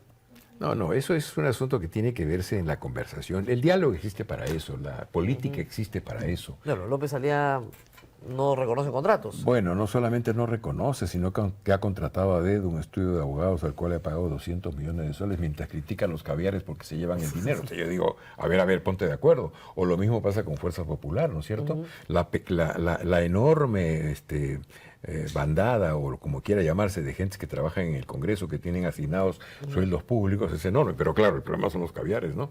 Porque... Pregunta al público, una más. ¿Cuál es su postura respecto al Reinfo? Yo creo que el Reinfo, mientras no tengamos una ley de pequeña minería que establezca con claridad las obligaciones del pequeño minero y a su vez los plazos para su formalización, es una cosa que va a estar ahí permanentemente. Porque ¿cuál es la alternativa a eso? Entrar a una confrontación. La represión. Entrar a una confrontación con un sector muy amplio de familias, son miles de familias. Mira, ni siquiera sabemos cuántos son, Rosa María. Bueno, se supone, volaron a 50.000 y no pasó nada. Yo pensé que iba a haber una huelgaza, pero no, se han quedado en 30.000. ¿Porque siguen haciendo su actividad? Sí. Los que están haciendo actividad. Entonces no eran 80.000, pues eran 30.000. Pero te das cuenta, Rosa María, que es el colmo, que con un sector tan importante de la población, porque ya 50.000 son 50.000, ¿no es cierto? Claro. Es un montón de gente, un montón de familias que viven de eso. 50.000 solicitudes. Pero que no tenga el Estado peruano un conocimiento preciso de cuántos son, dónde están, qué cosas hacen. No, y la diversidad de las situaciones, ¿no? Y además la diversidad de situaciones. Hubo un proyecto de financiamiento, creo que fue del Canadá, para que el Estado hiciera un censo sobre la minería en general. Nunca se hizo nada. Entonces seguimos actuando a ciegas. Yo creo que uno de los grandes saltos que tenemos que dar en relación al tema del Estado, que incluye el tema de su reforma, es la digitalización del Estado y el uso intensivo de inteligencia artificial para procesar toda la información del Estado. Eso lo han puesto también mucho. Hay una lista de tareas en el plan de gobierno, pero en realidad, digamos, no hay mucho de novedad. Salvo dos cosas. No al enfoque extractivista. Este es un país minero, este es un país pesquero. Sí, no. ¿Qué otro enfoque vamos a tener? No. Pero lo que se quiere es que haya un proceso de industrialización adicional, de valor añadido, que podamos exportar algo más que solamente el material. Sí, pero el Estado se va a meter a hacer empresa pública. No, pero el Estado puede incentivar, puede promover, puede generar incentivos para que las empresas lo hagan. Y la otra cosa es que usted va a hacer trenes por todas partes. Y ahí preguntaban, ¿qué pasa con el gasto público? Porque hay trenes y trenes. También, a mí me encantan los trenes, pero hay trenes por todos lados en su plan de gobierno. También decimos que hay que cuidar el déficit fiscal. Sí, pero con la cantidad de trenes es imposible. Habrá que planificar, habrá que ver de qué manera, cómo se consigue financiamiento, se abrirán espacios para la empresa privada, pública, para la inversión privada o nacional o extranjera, que nos permita ir avanzando en esa dirección. Pero el Perú necesita tener una idea de cómo se va a cohesionar como territorio. ¿de dónde sacamos estas cosas? Tenemos una lectura de lo que está pasando en el mundo. Hemos tenido durante 20, 25, 30 años un debate muy intenso sobre si es lo público o es lo privado, si es el Estado o son las empresas. Pero miremos lo que está haciendo el Asia, no solo China, el Asia. ¿Qué tienes ahí? Tienes un Estado emprendedor que es capaz de trazar visión de largo plazo para su sociedad, para su nación, para su economía. Tienes un Estado empresario. Emprendedor. Tienes unas empresas, ¿no?, que se asocian con el Estado, que se conjuntan con el Estado, que se compran la visión, y tienes una población que, recibiendo beneficios de esa interacción entre Estado y empresas, también entran con fuerza a esa coalición. Es una coalición de tres partes. Y con esa coalición de tres partes, ellos tienen una obsesión. Los tres, Estado, empresa y sociedad, tienen una obsesión: productividad, innovación científico-tecnológica. Están metidos en eso, han modificado toda la manera en la cual organizan, por ejemplo, las titulaciones en las universidades para meterse de lleno en este tema de la innovación científico-tecnológica. Creo que leer esa experiencia nos debe a nosotros hacer pensar que necesitamos una alianza entre el Estado, las empresas y la población. Voy a hacerle preguntas rapidísimas porque me piden que me vaya con una especie de ping-pong, ¿ya? Yo le digo algo, usted me dice qué va a hacer. SUNEDU. Fortalecerla. Fortalecerla. Leyes pro crimen. Abatirlas. Derogarlas todas. Totalmente. Está fácil entonces en las preguntas. Lo que pasa es que fortalecer la SUNEDU a la antigua, ¿no? O sea, darle más capacidades para que de verdad las universidades públicas, privadas, ofrezcan educación de calidad. Mira, Rosa María, tenemos una universidad entre las 1000 primeras universidades del mundo. Una. La católica. Que entra y sale. La nuestra. Entra y se la nuestra. Entra y sale. Alguna vez estuvo también la Universidad Nacional de Ingeniería. Creo que la última lectura que tuve hace un par de años estaba en el puesto 970 y tantos. Claro. ¿No? Ahora está en el puesto 1200 y tantos. Salió del ranking. Claro. Pero eso no puede ser. Un país con la tradición cultural del Perú, ser cuna de civilización, una personalidad cultural en el mundo, no puede pues tener una empresa, una universidad que entra y sale de las primeras 1000 mejores del mundo. ¿Qué extraña más, el Ministerio de Defensa o el Ministerio de Cultura? Yo estaba feliz en Cultura. Incluso pensando en la propia sala del ministro, aquí había la Virgen de Copacabana, estaba un cislo, era una cosa para mí maravillosa. Pero la verdad es que me gustó mucho también trabajar en el Ministerio de Defensa. Conocí militares tanto de las tres ramas, aviación, marina, ejército, muy competentes, muy capaces y en general gente muy profesional y muy patriota. Yo hice muy buenas relaciones. De hecho, tengo hoy día en el Partido del Buen Gobierno 4 o 5 generales, almirantes, con los cuales primero hicimos un vínculo profesional en el trabajo, nos aprendimos a respetar, ellos me conocieron, yo los conocí, y luego nos hicimos amigos, porque tenemos una visión compartida del Perú, amamos al Perú. Creo que ese sentimiento es fundamental. Muy bien, muchísimas gracias. Gracias. Vamos a tenerlo seguramente de nuevo. Déjame enseñar No entiendo lo del perrito, Leo, todavía no entiendo. Pero mis chicos y chicas que están haciendo esta pelea en las redes lo han creado. Lo han creado, pero me han mandado el perrito 20 veces, yo no entendía. Sí, yo no y la verdad que yo estoy muy agradecido con ellos porque están haciendo un trabajo formidable y lo hacen espontáneamente, lo hacen porque quieren hacerlo. Así que desde aquí, queridos amigos y amigas, les mando un fuerte y agradecido abrazo. Es difícil entrevistarlo, dígale a su gente de prensa que ha sido complicadísimo tenerlo acá. Pero tienen mi teléfono de línea directa. No. Muchas gracias. Gracias. Nos tenemos que ir a la pausa, no se muevan, tengo que hacer la mención correspondiente y regresamos con 3 candidatos, como todos los días. Sientes que ya no escuchas como antes, a veces te cuesta seguir las conversaciones, en Audifón puede encontrar la solución. Con audífonos digitales, personalizados, diseñados en 3D y tecnología alemana, mejoran su audición en forma cómoda, segura y discreta. En cada una de 19 sedes en todo el Perú, cada paciente recibe seguimiento profesional para una mejor adaptación. Agende su cita hoy por llamada o WhatsApp que aparece en pantalla. Pausa y regresamos con Sin Guión Electoral con 3 candidatos al Congreso de la República. Ya regresamos.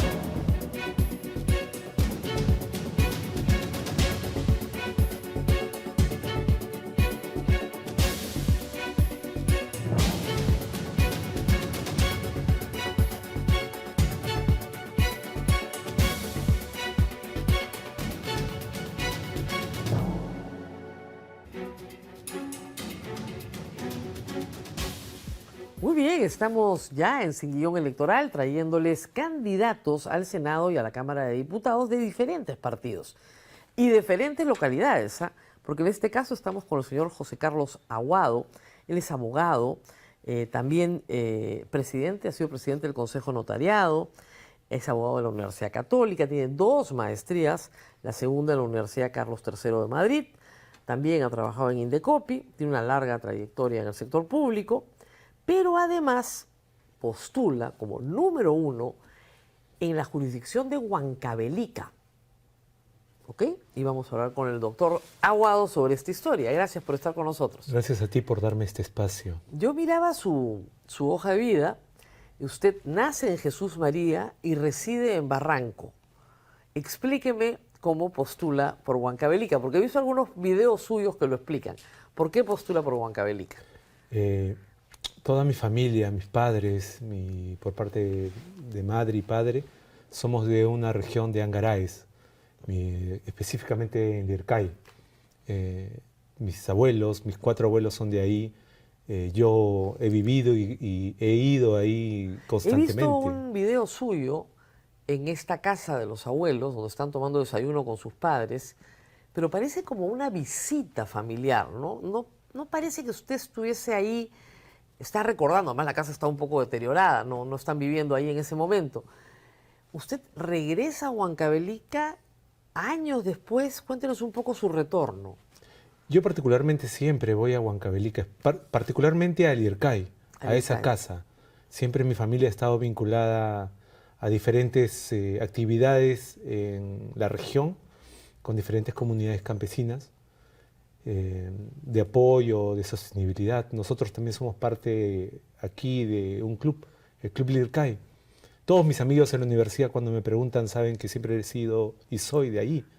Por más que haya nacido en Jesús María. Y seguramente nació usted en el Hospital del Seguro Social. Sí. Como miles de peruanos. Mi madre es profesora y mi padre fue fiscal.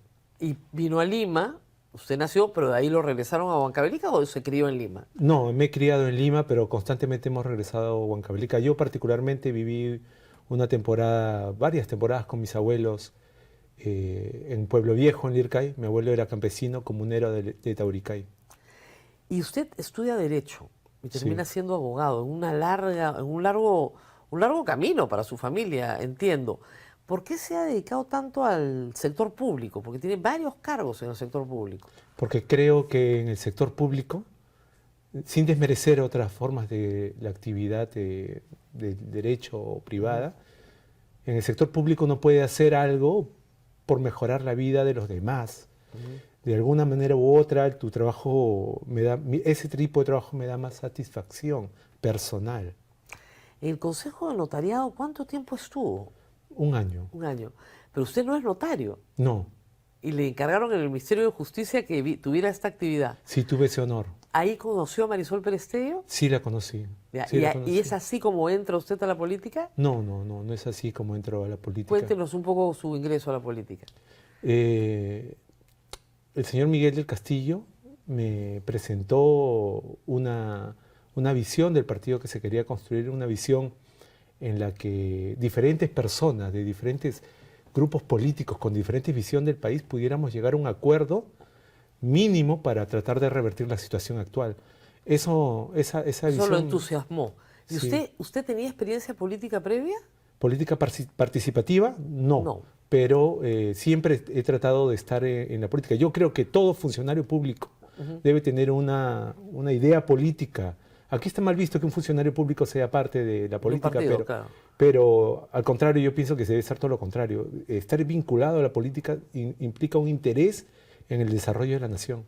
Claro, pero estar vinculado a la política en el sentido amplio de la palabra, porque finalmente un funcionario ejecuta políticas públicas. Sí. ¿Verdad? ¿Cuál es su plan en el Congreso? Si usted llega al Congreso, a un Senado complicadísimo además, ¿qué es lo que pretende usted llevar en representación de Huancavelica? Claro. Yo particularmente solo tengo 2 propuestas para mí principales, ¿no? Dentro del marco de lo que busca el partido de recuperar todo lo que está pasando actualmente, ¿no? El Estado de Derecho. Pero simplemente no quiero creer en un Estado de Derecho formal, también quiero un Estado de Derecho sustancial, en el que yo creo firmemente que nosotros, las comunidades campesinas, en Huancavelica nunca hemos tenido representación política. Nunca han sido representados políticamente. Y esto no nace desde ahora, nace desde comienzos de la República. Y, Sí, no lo dice o sea, solamente... sí ha habido representación de Huancavelica. Sí. O sea, siempre han tenido representación. Pero usted cree que no era la representación adecuada. No es representación real de comunidades campesinas, de los indígenas. ¿Usted es quechua hablante también? No, mis padres son quechohablantes. He sufrido esa falta. ¿Y no le enseñaron de chico, no era el idioma que se hablaba en casa, digamos? Sí, ¿Y usted no lo aprendió? es difícil, pero esto pasa en muchas familias en la sierra cuando... Migran a Lima. No, no solo eso. Tengo historias de abuelos míos que les decían a mis padres, no hables quechua, habla español para que se te entienda mejor, para que tengas una mejor oportunidad. Y eso es permanente hasta el día de ahora. Uno va al Ircay, yo estoy viviendo permanente en Ircay, en Angaraes, y la juventud ya no habla quechua en la ciudad. Hay que irse a las comunidades para hablar, no quieren hablar. Y yo lo que trato, porque creo firmemente que teniendo representación política verdadera de las comunidades campesinas, indígenas, de aymaras en todo el país, ellos pueden tener una participación activa y una defensa cultural de sus costumbres. ¿Usted cree que esas costumbres se van a perder pronto? No, No. estamos en una lucha constante por eso. Es una lucha que hay que mantener. Ahora, ¿en qué medida estar en el Senado puede ayudar a esa batalla? Bueno, como senador, si bien no tenemos iniciativa legislativa, tenemos fiscalización y también podemos coordinadamente con... No, pero no se preocupe por la iniciativa legislativa. Usted le mandan cualquier cosa a diputados Y y lo usted la puedo poner, convierte sí. en otra. Sí. Da lo mismo. O sea, Sí, sí, sí entiendo. tienen y no tienen, porque claro, dice pueden modificar como quieran una iniciativa legislativa. Y además se presume que los mismos partidos, con sus dos brazos, un brazo coordina, ¿no? Oye, te estoy mandando esta iniciativa, ¿no? Entonces, en cierta forma sí la van a tener. Lo que tienen es la última palabra, que es lo más interesante. Pero, ¿qué proyectos priorizaría usted para la región huancavelica? Principalmente dos. Uno, deberían haber congresistas, senadores y diputados dedicados exclusivamente a las comunidades campesinas. Por ejemplo, en Puno, por lo menos un diputado debería ser elegido por las comunidades aymaras y otro por las comunidades quechuas de Puno. Es un ejemplo. En Huancavelica, con el 70% de la población rural de comunidades campesinas, por lo menos uno debería ser representante directo de ellos. Pero digamos, ya si el 70% vota, ya pues obviamente va a ser su representante. No, no ocurre así. No ocurre así. ¿Por qué? ¿No van a votar? Hay personas que lo explican mejor que yo. No van a votar. El ausentismo de voto en Huancavelica llega prácticamente, si hay 300.000 electores, solo votan 100.000.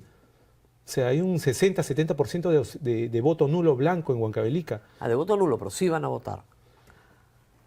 Ya, por lo menos Juntos, el ausentismo. Claro, cuando se juntan los dos en las elecciones Son pasadas, 70%. en el 2021 el nacional sumado fue 57%. El nacional en Huancavelica puede haber crecido. En Huancavelica, lo que te digo, de 320.000 electores entre votos nulos y blancos, solo votaron 120.000. Entonces, y cuando porque actualmente en mi campaña, trato de ser honesto y comprometido con ella, estoy visitando todas las comunidades campesinas de mi región.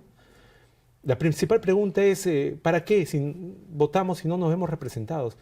Y yo lo que quiero es hacer un acuerdo con ellos y ser un representante real. ¿Cuántas provincias tiene Huancavelica? ¿Cuántas provincias tiene Huancavelica? 5. 5. ¿Y usted está trabajando con las 5 provincias o solo en Angaraes? Estoy actualmente solo en Angaraes, trato de ir a Huancavelica, quiero ir a Tayacaja y a otra Churcampa, estoy en Huaytará. Pero mi campaña es austera, ¿no? Claro. Entonces yo trato de hacer lo mejor que puedo con todos los medios que tengo. ¿En qué le va a cambiar la vida a un huancavelicano tenerlo usted en el Senado?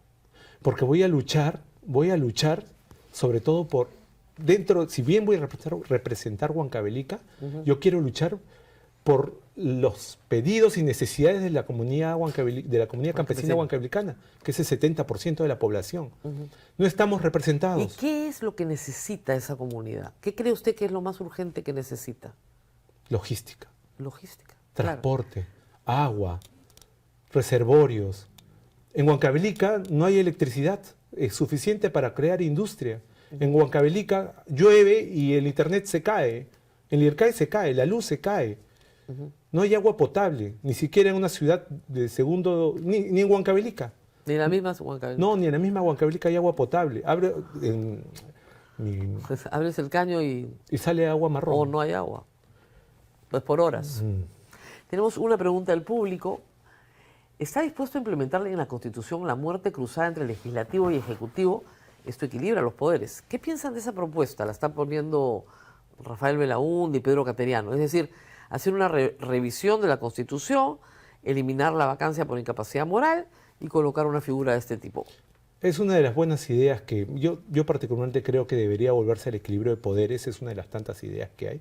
Pero para mí, particularmente como en la posición que estoy de candidato a Huancavelica, para mí, además de todo, de revertir todo lo demás, también hay que revertir la participación política de las comunidades campesinas. Permítame que yo regrese a esto. Un solo tema, está muy bien. Hay 30 senadores que representan a cada región y hay 30 senadores a nivel nacional que van a ser elegidos. Hay una sobrerepresentatividad de Lima y con un poder inmenso. En realidad le digo que Lima está subrepresentado. No me parece. Por el número de habitantes, sí. No me parece. No, somos 10 millones. Pero vamos a tener 2 cámaras. Claro. Vamos a tener 2 cámaras. En una cámara en la que se pueda hacer una representación como la que tú señalas y una cámara como Senado que tiene que tener representación. En teoría, los senados en el mundo tienen representación nacional todos. Y la Cámara de Diputados es la que tiene la representación regional. Y ya tenemos una circunscripción para Huancavelica, que también tiene su representación en diputados, pero además va a tener una representación en senadores. Entonces, más bien Lima se disminuye mucho porque tiene que darle representación a las otras 26 jurisdicciones. Mira, yo te explico una cosa. De acuerdo a los censos en Perú, el 25% aproximadamente se considera indígena. Yo te pregunto, ¿hay 25 representantes en el legislativo? Por lo menos a 130, no lo hay. Cuando entran, sí. Después ya no. Pero lo que se transforma. Lo que sucede es que cuando están inmersos en este sistema político, no hay una relación de coordinación ni de articulación con cuando ellos entran, directa. sí. Cuando entran, yo creo que sí, y después ya no. Hay una socióloga de la Universidad Católica, Marisa Paredes, que lo explica mejor que yo, cómo esta representación tiene un problema grave en falta de articulación y de escoger a candidatos que de verdad representen una autoridad dentro de estas comunidades. No la Ahora, hay. Tiene que entender algo, y lo sabe porque es abogado de la Universidad Católica, su labor no es la del Ejecutivo. O sea, usted no es el gobernador regional de Huancavelica, usted va a ser el senador. Entonces, todo lo que es provisión de bienes y servicios, usted no lo puede hacer desde el Senado. ¿En qué momento es señalado? Agua, luz, ¿no es cierto? Carreteras, infraestructura. Claro, todo eso lo necesitan. Pero es poco lo que usted puede hacer desde el Senado por provisión de esos bienes y servicios. No he dicho que yo voy a proveer. No, obviamente. Lo que he dicho es esas dificultades que tiene Huancavelica. Pero lo que sí se puede hacer como fiscalizador, como senador, es fiscalizar al Estado en un correcto gasto público, porque hay gasto que no se realiza, y dirigirlo a donde estas comunidades realmente lo necesitan. No tienen iniciativa de gasto, acuérdense. No, pero puedo fiscalizar para que estas iniciativas se vean reflejadas en el presupuesto. Claro, pero sabe que la fiscalización no es vinculante, ¿no? O sea, usted no puede sancionar No. a un director de presupuesto por no presupuestar algo. Pero puedo acompañar a estas comunidades campesinas. Hace poco estuve en el gobierno regional de Huancavelica, donde la comunidad de Carhuapata, que mando un saludo porque siempre me apoyan, la comunidad de Carhuapata está buscando un centro de salud y un colegio. Muy bien. Muy válido. Y no lo han priorizado, no han hecho el expediente técnico y no los reciben para hacerlo, Es que después de asunto haberlo promovido. Es que ahí el gestor de ellos es el alcalde distrital, luego el provincial y luego el gobernador regional. Pero se vienen de frente a Lima, al Ministerio de Vivienda o al Ministerio de Salud o al Ministerio de Transportes, de la mano de un congresista. Esa es la puerta abierta a la corrupción en el Perú. Y lamentablemente esa es la forma en la que se corrompen todos los congresistas. Le digo desde ya, usted todavía no ha entrado ahí, pero le cuento desde ya. Por eso hay que evitar ese tipo de gestiones. No te he entendido bien, disculpa. Bueno, no importa. Muchísimas gracias por haber estado con nosotros. Buena suerte en Le Huancavelica. agradezco. Tiene usted unos videos muy bonitos, porque hay bailes, hay visitas familiares. Así que les recomiendo que sigan su Facebook para que vean su campaña en Huancavelica. Le agradezco. Gracias por haber estado Muchas con nosotros. gracias a usted. No se mueva, tenemos que ir a una pausa y volvemos. Muy bien, y nuestra siguiente invitada es una joven ingeniera, ella es María Muñoz, va con el número 8 a la Cámara de Diputados por el partido Ahora Nación. Ella es ingeniera física de la Universidad Nacional de Ingeniería, por supuesto, y nacida en Cajamarca, pero vive en San Martín de Porres y postula por Lima. Muchas gracias por estar con nosotros. A ver, cuéntenos un poco cómo se involucra usted en la política y termina de candidata siendo tan joven. Así es. Bueno, te comento un poco de mi historia para que se pueda entender un poco la relación. Yo, bueno, me has presentado muy bien. Vine a estudiar mi universidad acá. Ingresé a la Universidad Nacional de Ingeniería es difícil, me Bien costó difícil. muchísimo, claro que sí. Pero ya pasando por la universidad, me involucro en proyectos de innovación, proyectos de competencia a nivel del área aeroespacial. Aeroespacial. Aeroespacial, sí. Tecnología aeroespacial, ¿no? Ya. Y pues dentro de esto nosotros nos atrevemos a lanzarnos a un programa que es de la NASA, Sí. que es de referencia a globos estratosféricos. Acá se investiga diferentes temas, diferentes características que puede haber en la estratosfera y también se hacen pruebas de equipos para... ¿Ustedes fueron los que lanzaron el satélite? El satélite no, el satélite lo lanzaron, pero ya muchos años antes, ya Antes. no me da la edad. No le da edad. ¿Cuántos años tiene actualmente? Yo tengo 31 años. 31 años. Muy Así bien. es. Y bueno, para completar la idea, entonces yo me lanzo con esos proyectos y fuimos pues a la NASA, nos aceptaron, y una emoción habernos aceptado, fuimos la primera universidad del Perú y de Latinoamérica de ser aceptada en este programa tan riguroso, ¿no? Porque es todo un año de desarrollo de la mano de profesionales de la NASA, claro, está con toda la rigurosidad necesaria. ¿Hizo todo el curso en la NASA?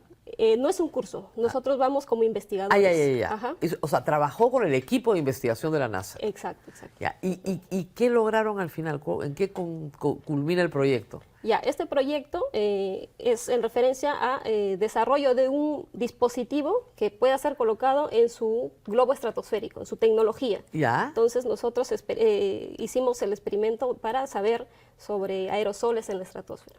Aerosoles en la estratosfera. Así es. Ya. La cantidad de partículas, el tamaño de las Yo partículas. estoy segura que debe ser fascinante. ¿Y eso para qué sirve?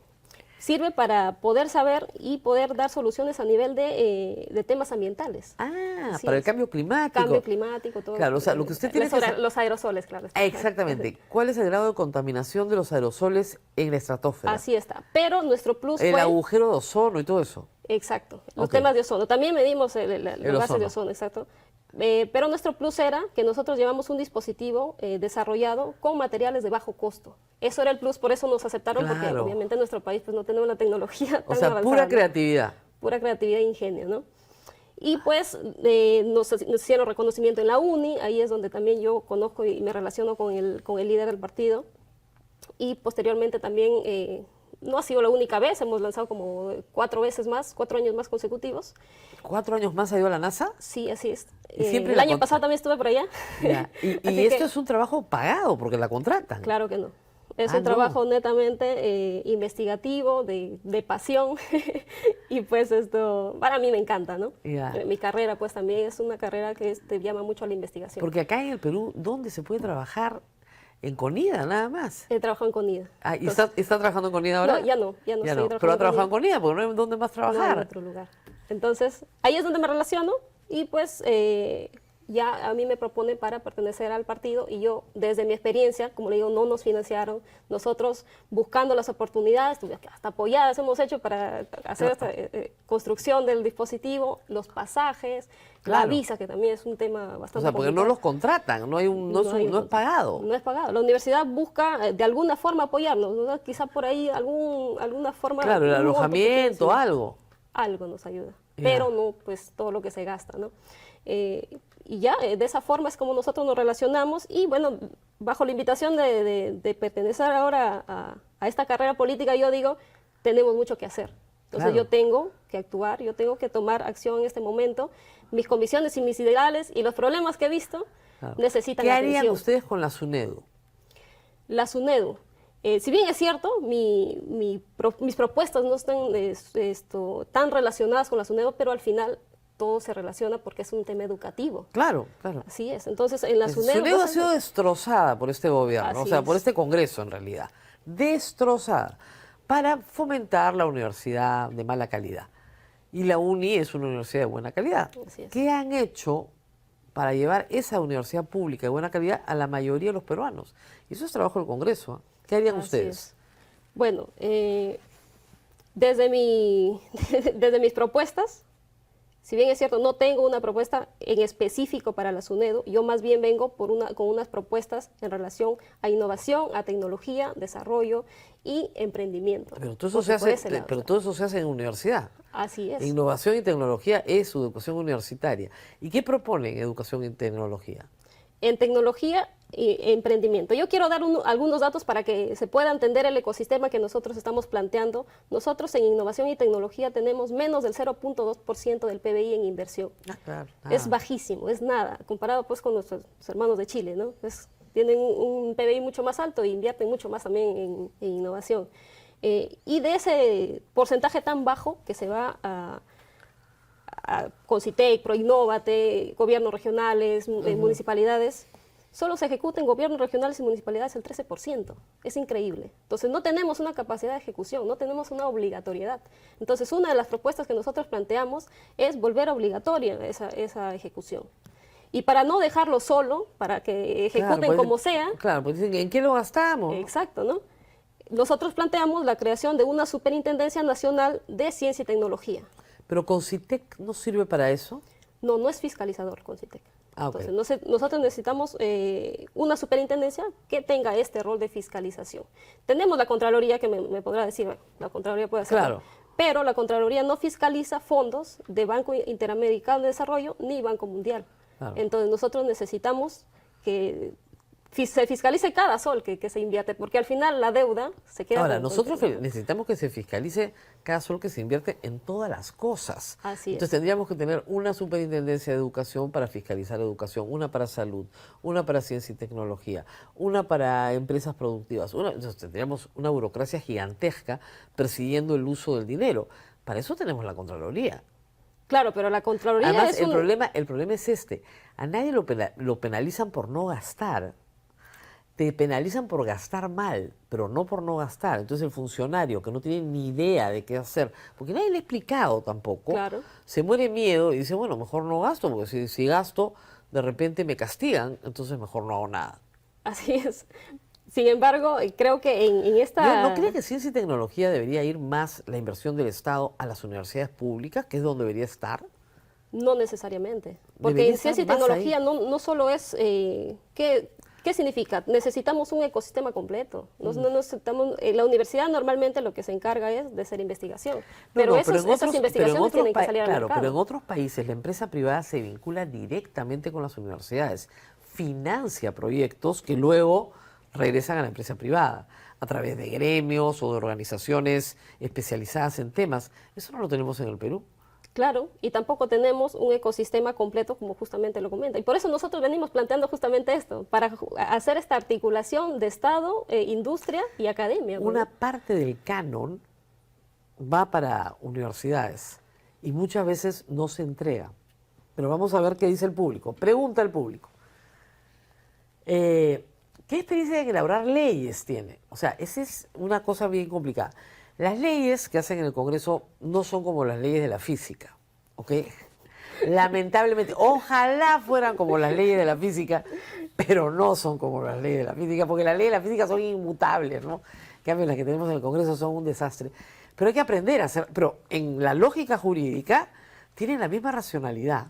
Claro que sí. Es exactamente lo mismo, hay que observar un fenómeno, ¿no es cierto? Establecer qué es lo que queremos Método resolver. científico, ¿no es Exacto, cierto? método Método científico 100%. El derecho es igual. Así es. ¿Ya? Por eso se llama ciencia jurídica, porque es igual. Y hay pero hay un razonamiento jurídico. Usted es ingeniera. A un ingeniero solo se habla en flujogramas. Los abogados hablamos con palabras. ¿Qué experiencia tienen en formular una ley? Bien lo dicho, mi experiencia está en método científico. Yo tengo la capacidad de poder analizar, bueno, encontrar soluciones que sean útiles. Ahora, nosotros pues no estamos solos tampoco, ¿no? No es que yo vengo sola y voy a pretender saber todo. Venimos con un equipo preparado, ¿no? Un equipo que nos puede dar esa luz al respecto de las leyes, ¿no? Por eso es que obviamente en el aparato legislativo se tiene, si pues, usted entra con asesores esto se va a acordar de mí, lo va a encontrar insufrible, porque muchas Seguramente. veces no tiene ninguna lógica racional. Entonces no entiendo, no te preocupes, no entiende nadie. Es bien complicado legislar. Entonces ese es algo en lo que va a tener que ponerle un poquito más de empeño. Seguramente, pero mira, te digo algo, yo para hacer lo que he llegado a hacer, me ha tocado también pasar por cosas insufribles, te lo aseguro. Insufribles. Así es que claro. estoy Sobre convencida de que voy a poder Sobre hacerlo. todo entrar a la uni, que es algo insufrible. Así Muy es. bien. Felicitaciones, muchas gracias por estar con nosotros. María Muñoz, diputada por Lima. Nos tenemos que ir a la franja. Gracias por haber estado con nosotros. Muchas gracias también. Ahora Nación y franja electoral y volvemos. No es justo que el campesino peruano viva abandonado y las grandes agroexportadoras reciban como regalo millones del Estado. No es justo que en el Perú tengamos sueldos tan bajos y los funcionarios reciban bonos millonarios con plata de todos los peruanos. No es justo que se lleven nuestras riquezas fuera del país sin generar trabajo y desarrollo en el nuestro. Pongamos fin a los abusos. Únete y hagamos justicia para el Perú. Ronald Atencio, presidente. Alianza Electoral Venceremos. Justicia para el Perú. Y me piden una brevísima pausa y regresamos.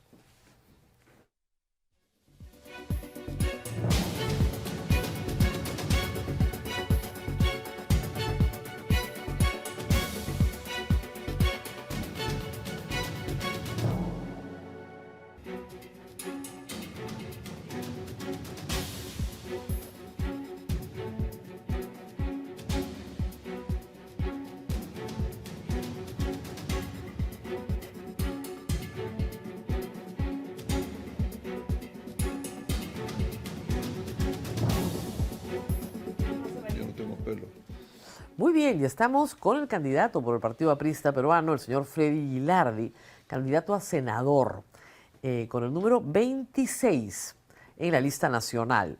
El señor Freddy Gilardi es exdiputado, uno de los pocos exdiputados que postulan, esta vez a la Cámara de Senadores.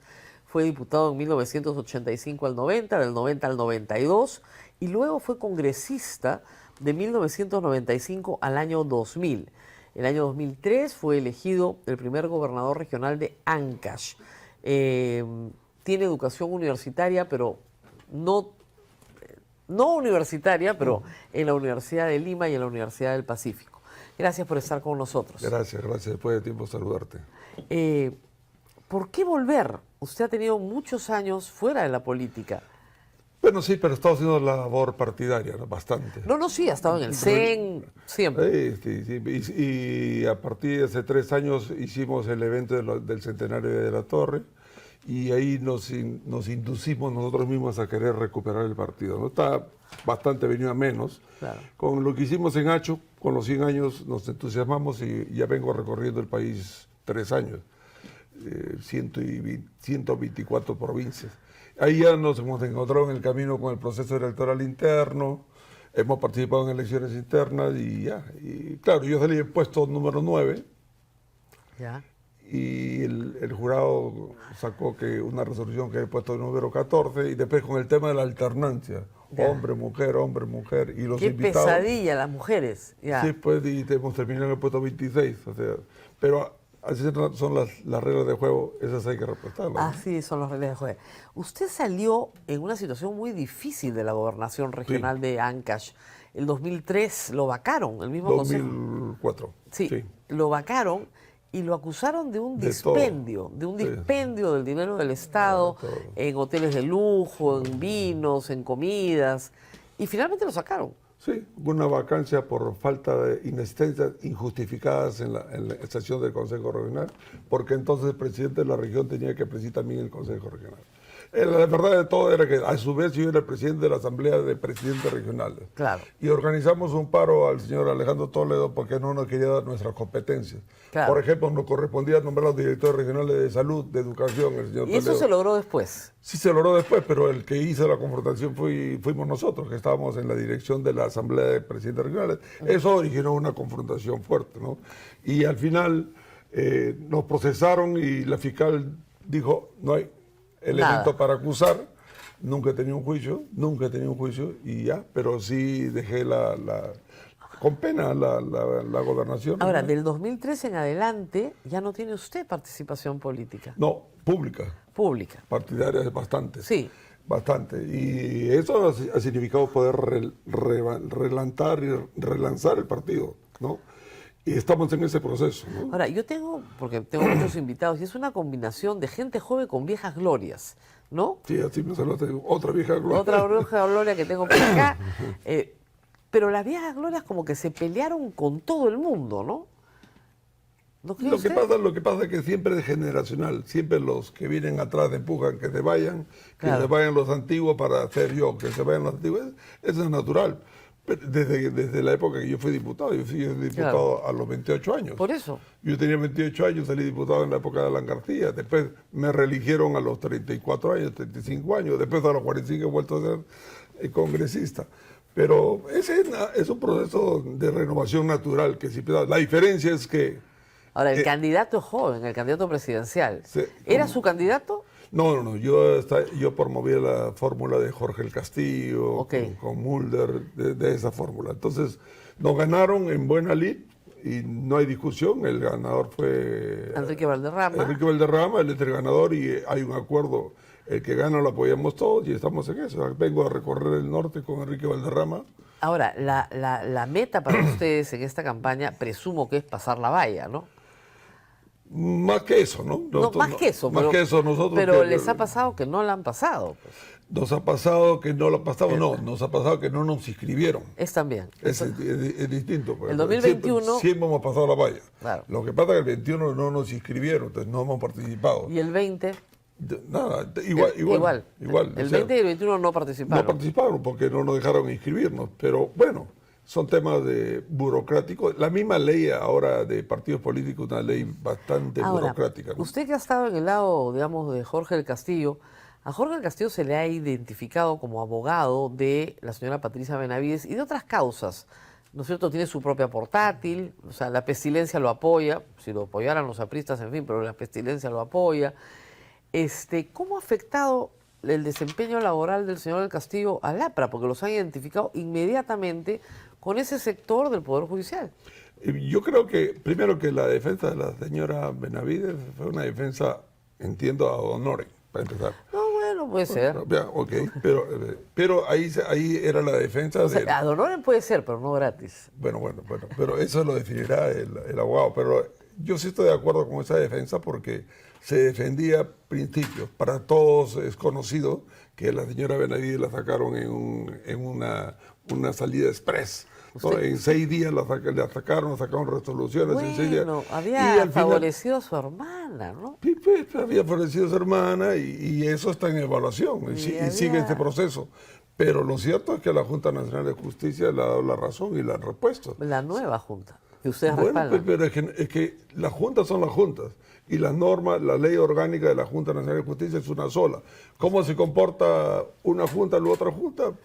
Marca la diferencia. Yo estaba en la juramentación de la nueva presidenta de la Junta Nacional de Justicia, Teresa Cabrera, Ajá. y ella clarito en su discurso ha dicho, no tengo nada que ver nada con la anterior junta que me da vergüenza. ¿Cómo es posible que habían 2 sancionadas, suspendidas por el Congreso y seguían despachando en la Junta Nacional de Justicia?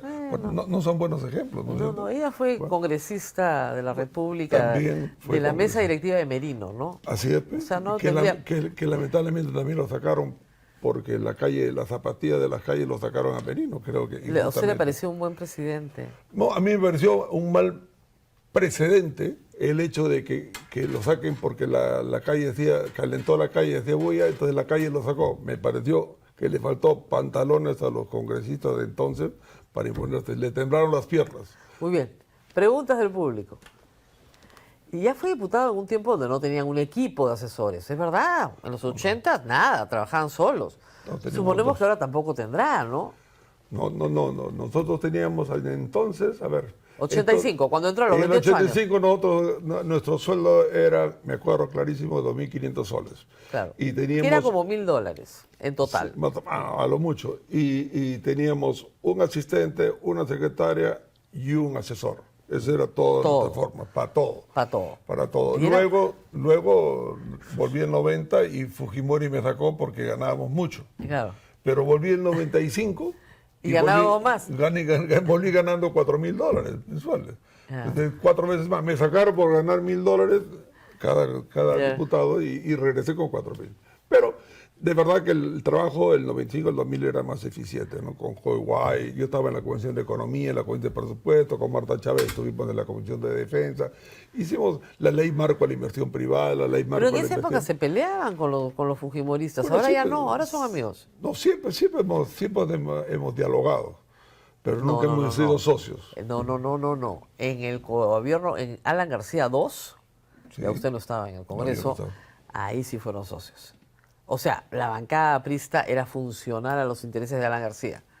Eso sí, clarito. Absolutamente claro. funcional. Sí. Sí, Pero clarísimo. en la bancada del 90 al 92, nosotros le dimos los votos a Cambio Y 90. luego, ya con el gobierno de PPK, los apristas votaban básicamente con los fujimoristas. ¿Ah?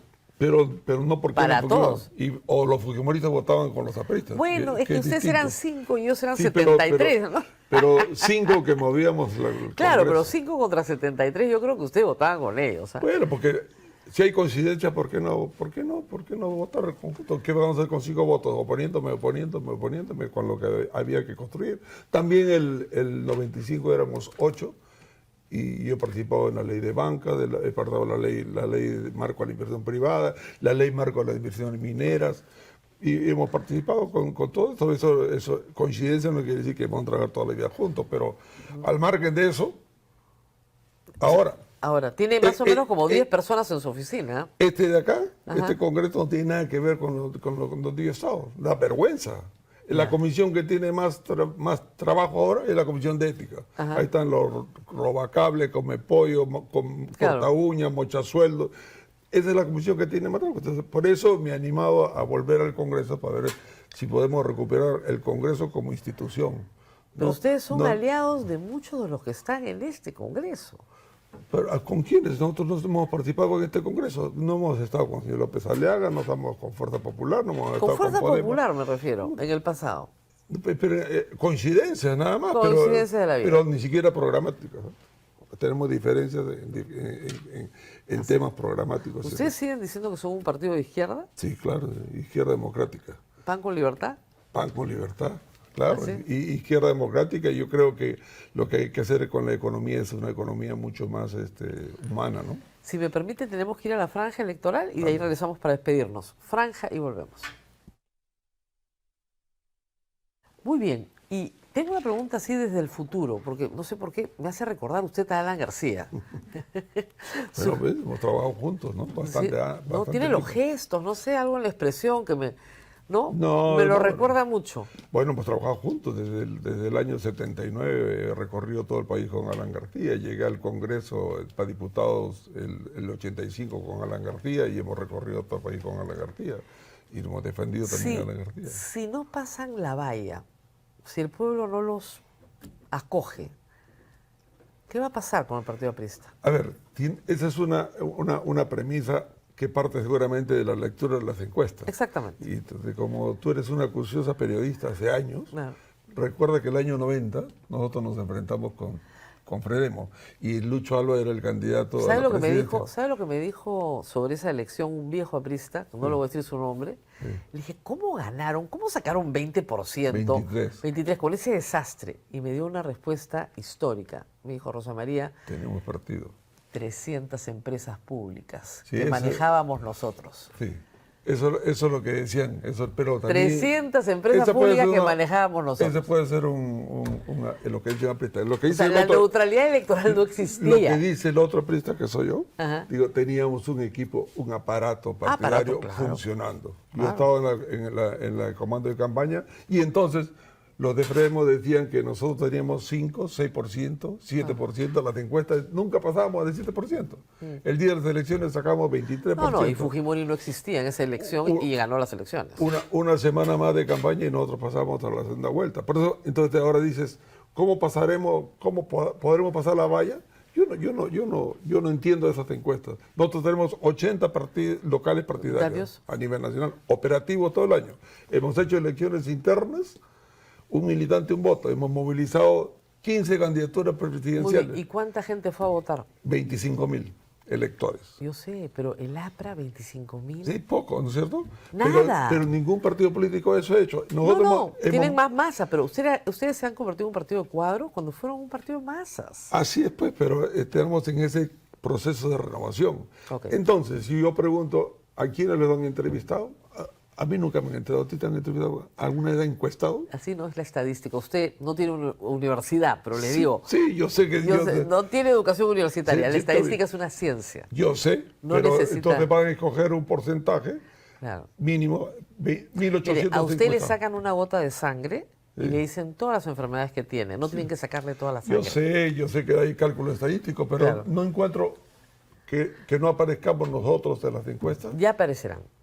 Ya aparecerán. Bueno, ya estamos apareciendo. Ya están apareciendo. Muy bien, señor Guilherme. Gracias, Muchísimas gracias por hermano. haber venido después de tantos años. Nos tenemos que despedir. Hoy es viernes, cerramos una semana más y nos acercamos. Ya estamos casi en la recta final. ¿Ah? O sea, nos 3 quedan semanas. 3, 4 semanas. En la próxima y en la subsiguiente, ahí es donde las masas comienzan a moverse. Y ahí vamos a ver los movimientos más grandes. Pero eso será en unos días. 3 cosas les pido, lo que siempre les pido, nos dan un like, un tremendo like, hemos trabajado durísimo, acá todo el mundo está muy cansado, hemos llegado al final de la semana agotados, con muchos incidentes en este programa, luego lo comparten, porque mucha gente no lo ve, pero si ustedes lo comparten, lo va a ver.